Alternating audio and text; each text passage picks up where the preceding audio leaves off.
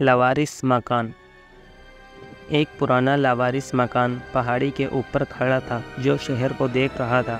ये बरसों से खाली पड़ा हुआ था और किसी की इसके करीब जाने की हिम्मत न थी।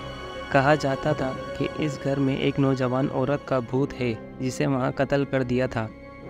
एक रात नौजवानों के एक ग्रुप ने घर को तलाश करने का फैसला किया।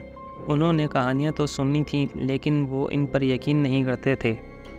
उन्होंने सोचा कि घर में एक रात गुजारते हैं, मज़ा आएगा और देखेंगे क्या होता है। नौजवान रात गए इस घर पहुँचे। वो थोड़े डरे हुए थे लेकिन उन्होंने बहादुरी से काम लेने की कोशिश की और अंदर गए। घर अंधेरा और गर्द आलूद था।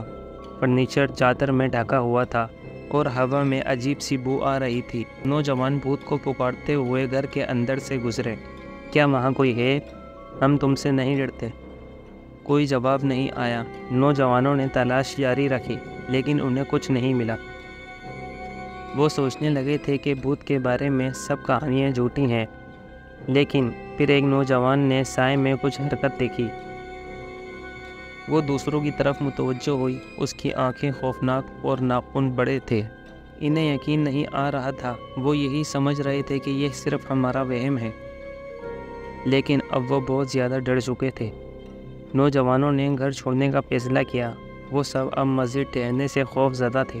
जब वो घर छोड़कर जाने लगे तो उन्हें अपने पीछे शोर सुनाई दिया। वो पलटे लेकिन उन्हें कुछ नज़र नहीं आया। अब वो बहुत ज़्यादा डर चुके थे। नौजवान अपना सब सामान छोड़कर घर से बाहर निकले और पहाड़ी से नीचे भागे। उन्होंने उस वक्त तक भागना नहीं छोड़ा जब तक वो अपने अपने घरों में नहीं पहुंच गए। अगले दिन नौजवानों ने अपने दोस्तों को बताया कि क्या हुआ था, लेकिन किसी ने इन पर यकीन नहीं किया।